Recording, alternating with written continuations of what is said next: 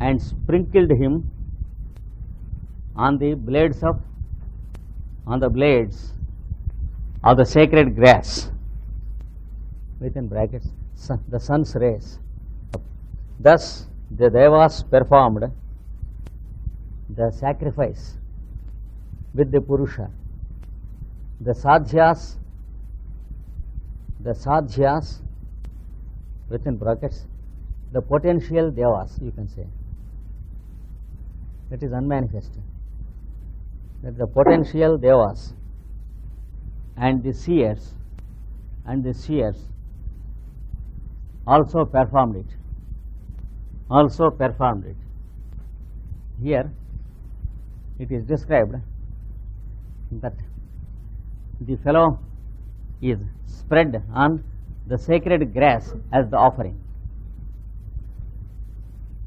That means the presence of the Purusha is sprinkled through what we call the sun's rays in all directions to make the creation possible.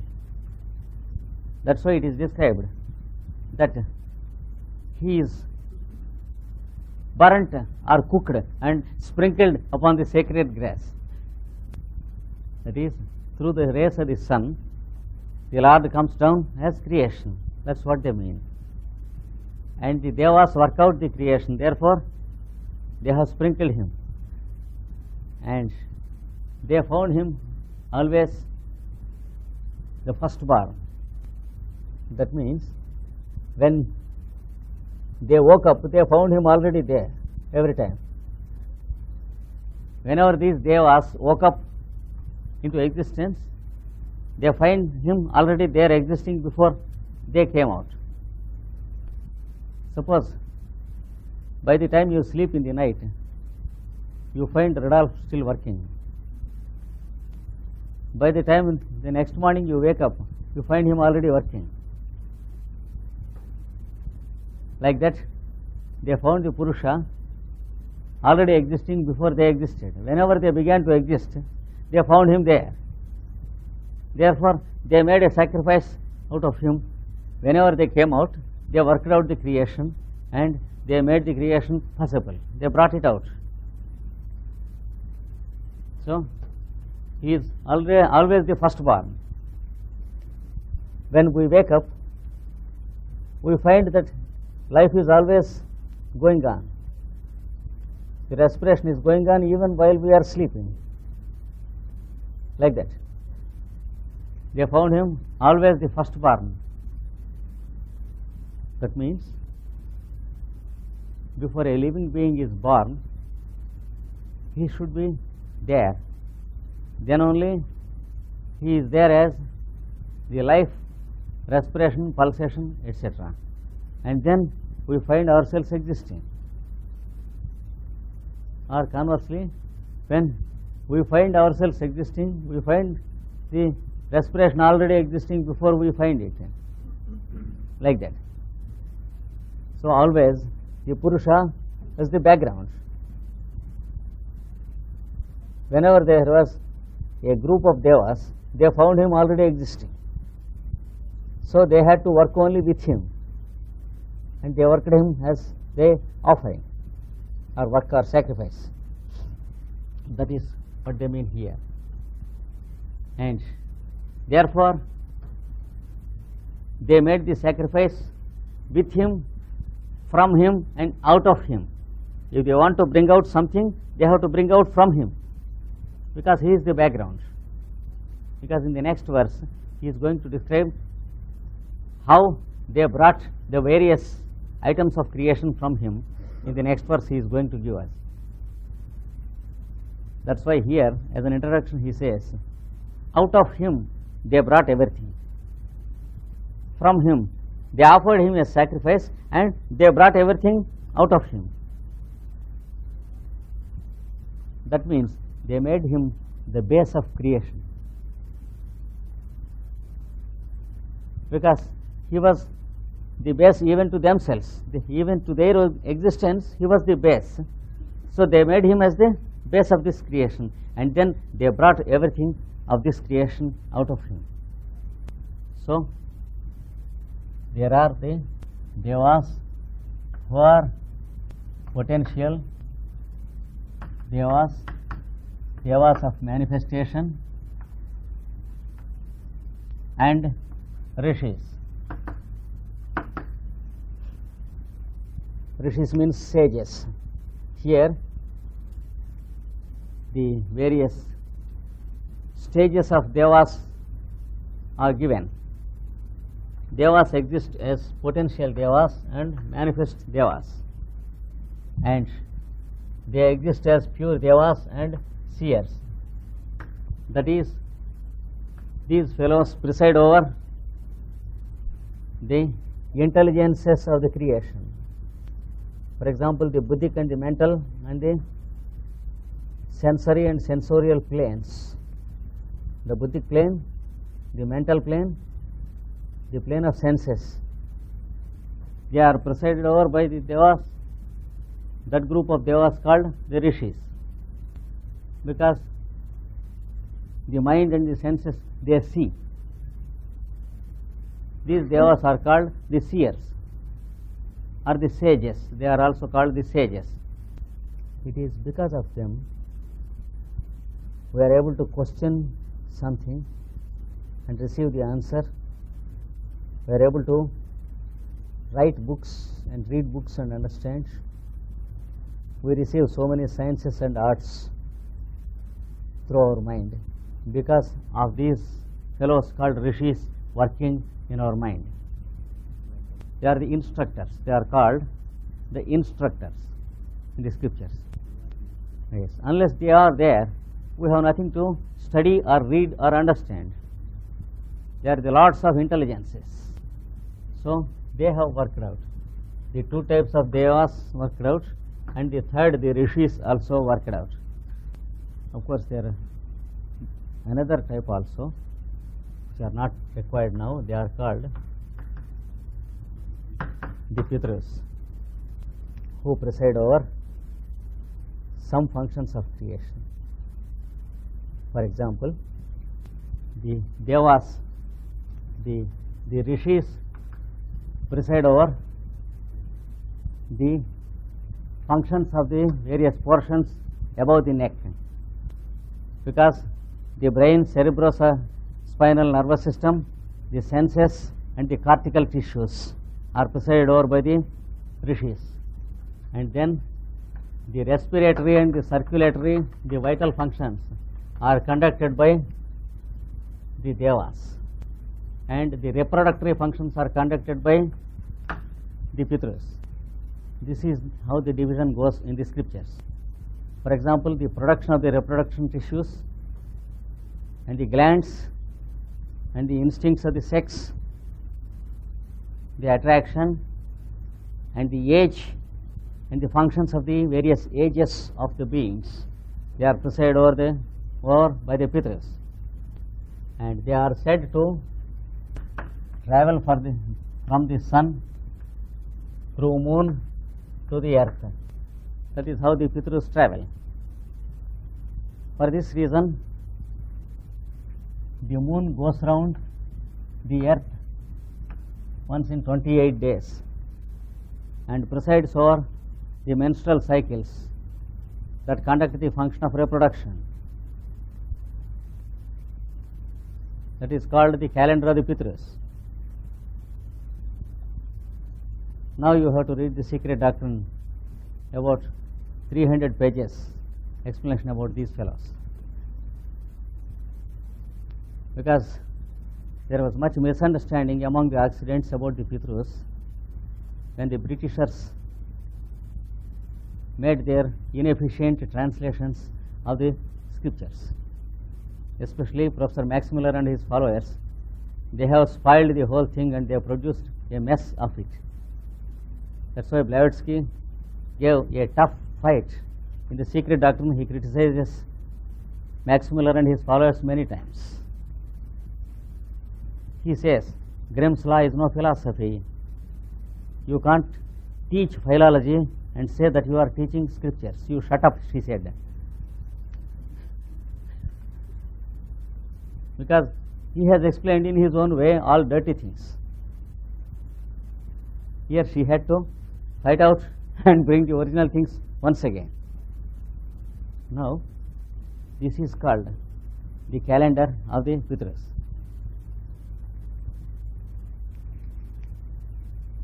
You know the functions of fertilization and the growth of the embryo, the fetus, are conducted by the moon phases and the lunations.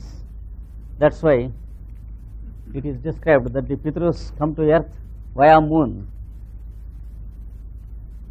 and there is another planet who sends the Pitrus to the beings of the earth via the moon. That planet is not yet manifest on this earth.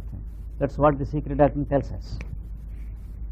There are many things here to be explained about Pitrus. Therefore, just we make a mention of the Pitrus, the Rishis and the Devas. They are of two types, Sadhyas and Siddhas. So they made the ritual, that is the sacrifice, possible. Yes, that, and if we tamper with the natural functions, they begin to diverge from the normal condition. Suppose we don't allow the natural functions take their own natural course. Suppose there is a fine lady who uses the pills to postpone or prepone menses, then the Devas are forced to go back. So only if the human beings are pleased to allow the Devas to work, they are ready to work. Whereas in the animals there is no such question. The Devas work and they don't allow the animals to transgress. So this is only a description of how they made the sacrifice ritual. There is nothing very important in this stanza. We can go to the 9th stanza, which describes how the Devas brought the various aspects from the yajna. Tasmat yajnat sarvahutah sambhrutam prusharajyam pashu tan chakre vayavyan aranyan gramyan cha ye.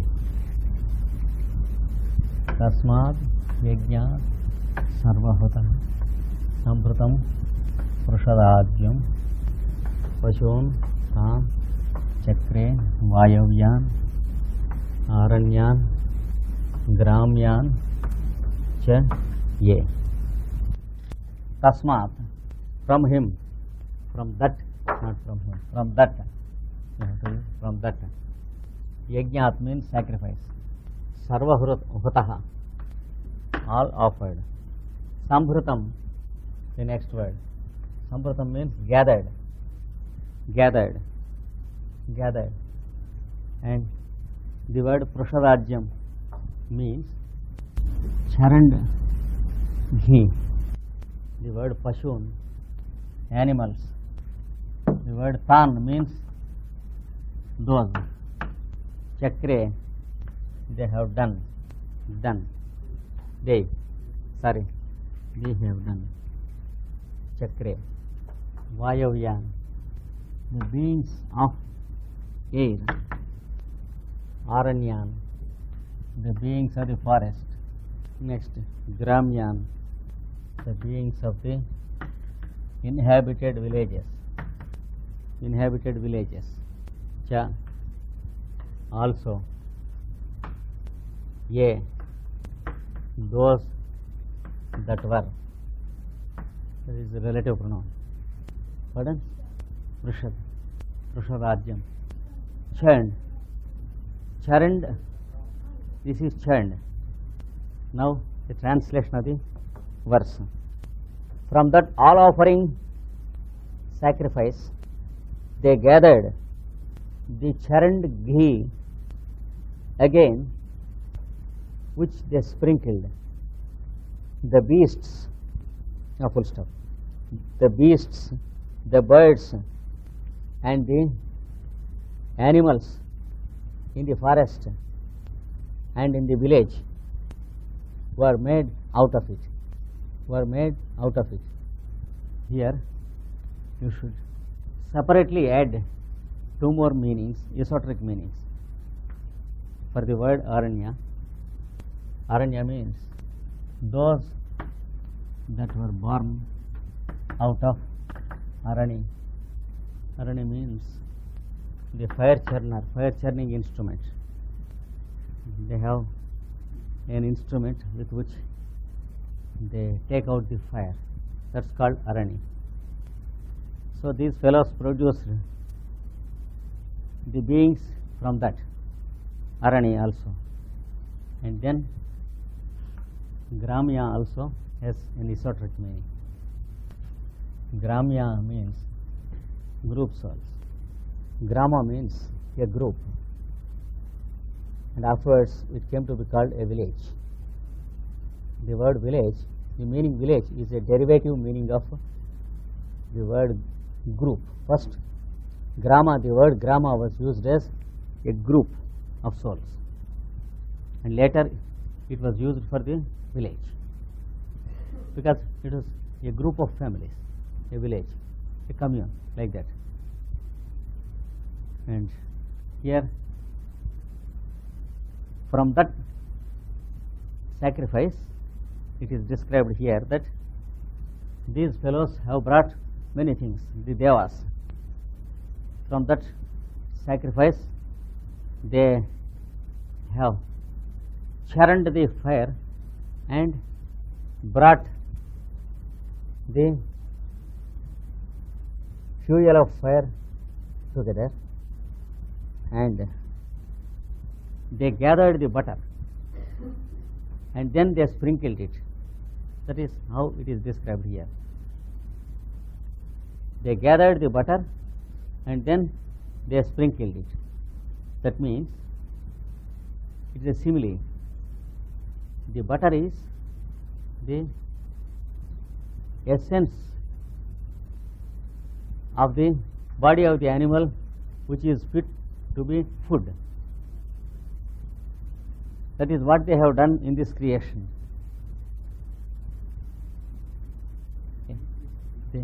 It is the essence of the animal which can be used as food. So from this fellow they have squeezed out the essence which should be used as food for the further beings. That means they used the body of one living being as the food of another body. That is how they produced. Devas decided that one fellow should eat another fellow. That is, the plants should eat from the minerals. The animals should eat from the plants. The man should eat from the plants, animals, minerals, etc. and something else. The human being eats from the animals, from the plants, from the minerals, and if there is something else also, we are ready to eat. So they have made bodies as the food of some other beings. The body of one being is made food for the other being. That is what is described here. These Devas, they have prepared it like that. They have gathered the essence of the Purusha as ghee, that is butter, and then they sprinkled it again. And from that act of sprinkling, they got the various beasts existing. For example, if there is a tiger existing, how does it exist? By eating the bodies of other animals. So they brought these pashus, that is the various animals, and then Vayavyan, those that exist in the air, that is the birds, etc. The insects and the birds that live on wings, they produced. And some beings eat the birds. And then Aranyan, those that exist in the forests. And Gramyan, those that exist in the villages and eat what the humans give.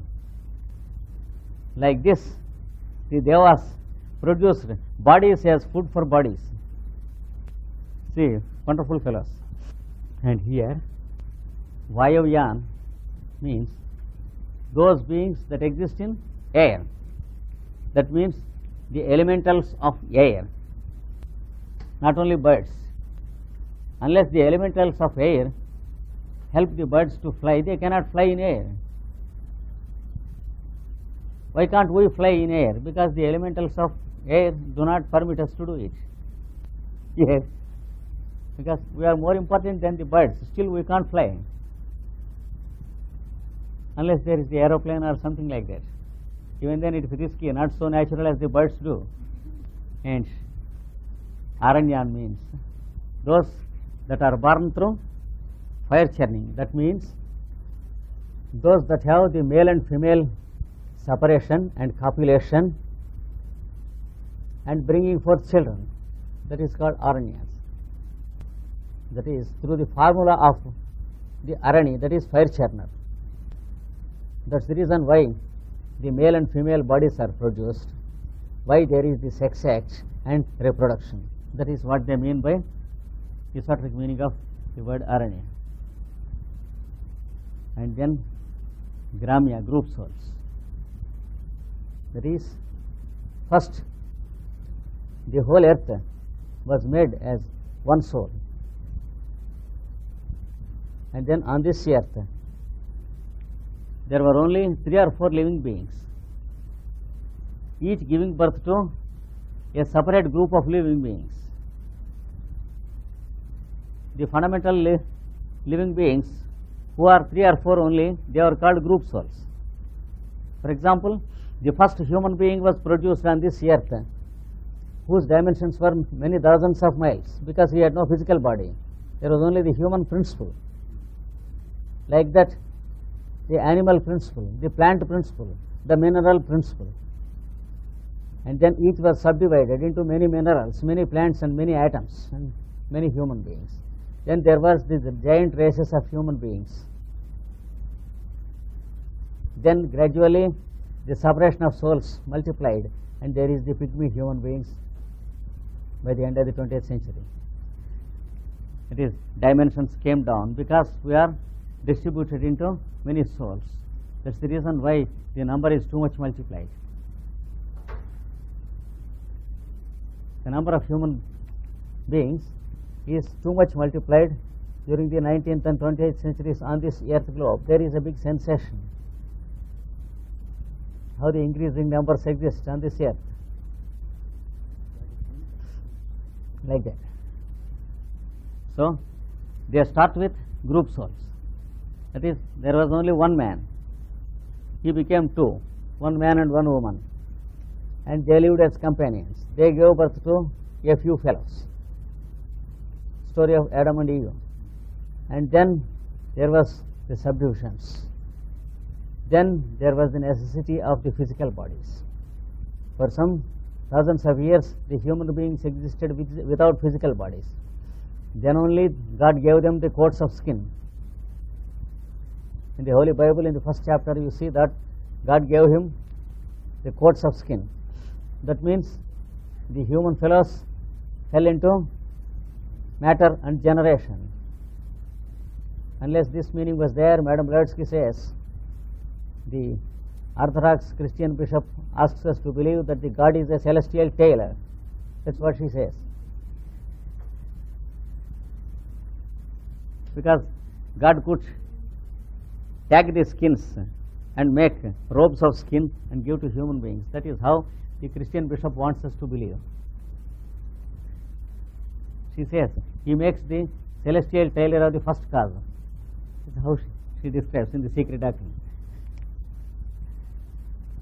But coats of skin means physical bodies, matter.